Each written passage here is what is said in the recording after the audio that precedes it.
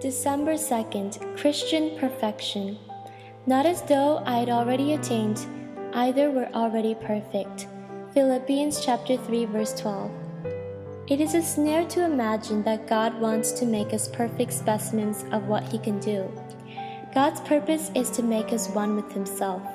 The emphasis of holiness movements is apt to be that God is producing specimens of holiness to put in His museum.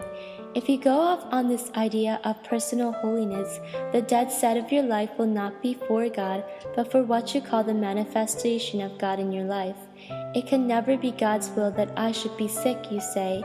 If it was God's will to bruise His own Son, why should He not bruise you? The thing that tells for God is not your relevant consistency to an idea of what a saint should be, but your real vital relation to Jesus Christ and your abandonment to Him whether you're well or ill. Christian perfection is not, and never can be, human perfection. Christian perfection is the perfection of a relationship to God which shows itself amid the irrelevancies of human life. When you obey the call of Jesus Christ, the first thing that strikes you is the irrelevancy of the things you have to do, and the next thing that strikes you is the fact that other people seem to be living perfectly consistent lives. Such lives are apt to leave you with the idea that God is unnecessary. By human effort and devotion, we can reach the standard God wants. In a fallen world, this can never be done.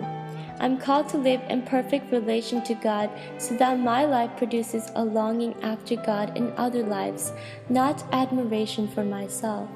Thoughts about myself hinder my usefulness to God.